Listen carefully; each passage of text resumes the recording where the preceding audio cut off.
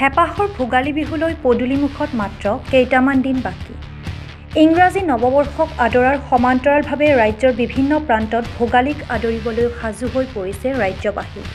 বিশেষকৈ গ্ৰাম্য অঞ্চলসমূহত ৰাজ্যজুৰি এতিয়া দিনে নিশাই ভোগালীক আদৰাৰ ব্যাপক উৎসাহ। যুৱক যুৱতী, পুৰুষ মহিলা সকলোৰে ব্যস্ততাৰ অন্ত নাই। ৰাজ্যত আৰম্ভ হৈছে ব্যতিক্ৰমী ভেলাঘৰ নিৰ্মাণৰ অঘোষিত প্ৰতিযোগিতা।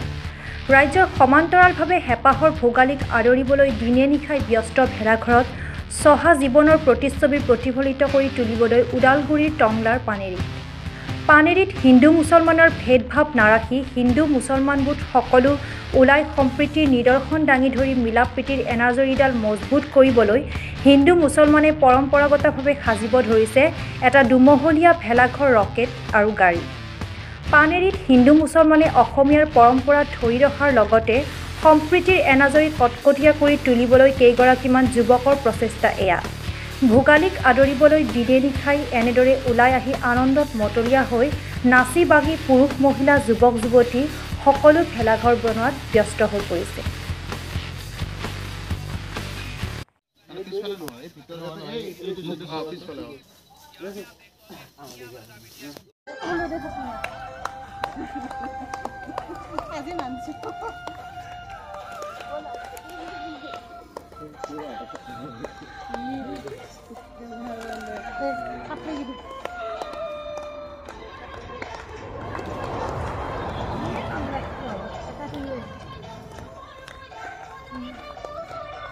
নিশ্চয় আপোনালোকে পাইছে, এওঁলোকে এটা দুমহলীয়া ভেলাঘৰ সাজি পেলাই মানে যিটো সুনাম এই অঞ্চলৰ বাবে এটা সুনাম কঢ়িয়াই আনিছে। আমাৰ ভাল লাগিছে।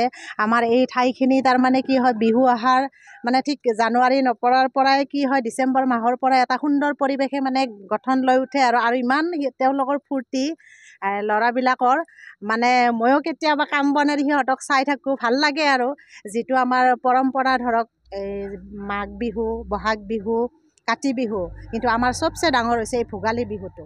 গতিকে আমাৰ যিটো এটা জাতীয় উৎসৱ এই ভোগালী বিহু তেওঁলোকে যে ৰক্ষা কৰি আহিছে তাৰ কাৰণে আমি তেওঁলোকক অশেষ মানে ধন্যবাদ জ্ঞাপন কৰিছোঁ।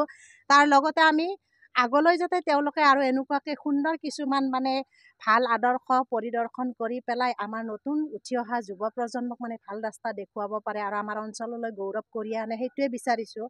দ্বিতীয়তে এইবাৰ দেখিছে আপোনালোকে দুমহলীয়া ভেলাঘৰ যোৱাবাৰ সাজিছিলে যদি তাতকৈ অলপমান ডিজাইনটো সলনি কৰি দিছে। তাৰ উপৰি এখন থাৰ বনাইছে, এটা মানে ৰকেট বনাইছে আৰু কিবা কিবি বনোৱাৰ মানে এটা প্লেনিং আছে আৰু দুজন ইউটিউবাৰক মানে নিমন্ত্ৰণ দিম বুলি অলৰেডি তেওঁলোকে কথা পাতিছে। গতিকে ঠাইখিনি যদিও সৰু হয় তেওঁলোকে যিখিনি মানে হেৰি কৰিছে আমিও গোটেই অঞ্চলৰ মানে মানুহখিনি সহযোগ কৰিম বুলি ভাবিছোঁ। দ্বিতীয়তে তেওঁলোকৰ কি হৈছে কি গোটেইখিনি মানে প্ৰায় ল'ৰাখিনিয়ে মুছলিম আৰু সৰু সৰু ল'ৰা। তেওঁলোকে যে দিন ৰাতি একেকাৰ কৰি এনেকৈ কষ্ট কৰিব মানে ভাবিব নোৱাৰি। প্ৰায় ল'ৰা ছোৱালী আজিকালি মোবাইলতে ব্যস্ত হৈ থাকে, কিন্তু তেওঁলোকে সেই মোবাইলৰ পৰা আঁতৰি আহি বা গাড়ী ঘোঁৰা লৈ পিকনিক নাযায় কিবা নকৰি যে এটা নিজৰ জাতীয় পৰম্পৰা ৰক্ষা কৰিছে তাৰ কাৰণে সঁচাই আমি মানে ভাবিবলগীয়া কথা।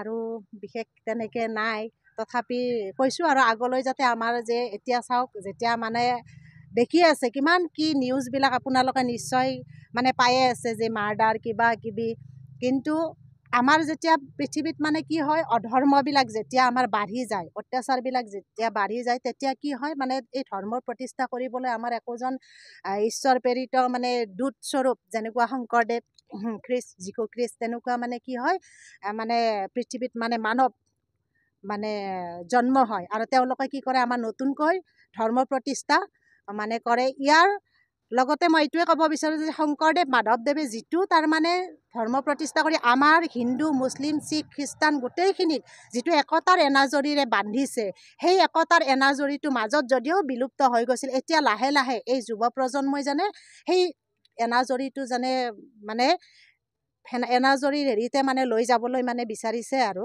যে আমি এটা মিলা প্ৰীতিত এটা গোটেই বিভিন্ন জনগোষ্ঠীৰ মানুহ যাতে আমি একলগ হৈ পেলাই আমি শান্তিপূৰ্ণভাৱে বসবাস কৰিব পাৰোঁ, সেইটোৱে বিচাৰি তেওঁলোকে আগবাঢ়ি মানে মনত এটা মনোবল লৈ আগবাঢ়ি যাবলৈ মানে সক্ষম হৈছে। আৰু ইয়াৰ কাৰণে আমি গোটেই মহিলাখিনি হওক পুৰুষ হওক আমাৰ অঞ্চলৰ যিখিনি মানুহ আছে আমি সকলোৱে মানে তেওঁলোকক এইখিনিৰ কাৰণে বহুত বহুত ধন্যবাদ মানে লগতে আশীৰ্বাদ কৰিছোঁ যাতে ভৱিষ্যত তেওঁলোকে একোজন সুনাগৰিক হিচাপে মানে আমাৰ সমাজখনত মানে বসবাস কৰিব পাৰে আৰু আমাৰ সমাজখন সুন্দৰভাৱে পৰিচালিত কৰি নিব পাৰে। এইখিনিয়ে মোৰ চলিকেইটা কষ্ট কৰি আছে। একে আমি মুছলমান মানুহ, কিন্তু মুছলমান বুলি হেৰি নাই আৰু একে মিলি জুলি থাকোঁ। চলিগিলা ইয়াতে ভালে খেলি মেলি আছে বা ফূৰ্তি ফাৰ্তা কৰি আছে, ভাল লাগিছে আৰু। প্ৰতি বছৰে এনেদৰে বনাই আহিছে? প্ৰতি বছৰে বনায়। এয়া মেজি ঘৰ বনাইছে, খানা খোৱা ঘৰ বনাইছে, কৰিছে আৰু বহুত জংঘলো আছিল, চাফা কৰিছে, ভাল লাগি আছে আৰু। নিচিনা আমাৰ ইয়াৰে উদীয়মান যুৱক কেইজনমানে মিলি এইবাৰো এই উৰুকাৰ ৰাতি ইয়াতে উদযাপন কৰিম বুলি এটা ভেলাঘৰ বনাইছে, খুব সুন্দৰ উপস্থাপন কৰিছে এওঁলোকে। এইখিনি আমি ইয়াতে কোনো ধৰণৰ আমাৰ জাতি ভেদৰ হেৰি নাই, মুছলিম বা হিন্দু এনেকৈ ধৰণৰ আমি সকলোৱে মিলি জুলিয়ে প্ৰত্যেকবাৰ কৰোঁ, যোৱা বছৰো কৰিছিলোঁ, এইবাৰো এওঁলোকে কৰিছে, আমিও এওঁলোকৰ লগত যোগদান কৰোঁ। তো এইখিনি কৰি আমাৰ এই অঞ্চলৰ বাসিন্দাখিনি খুব সুখী।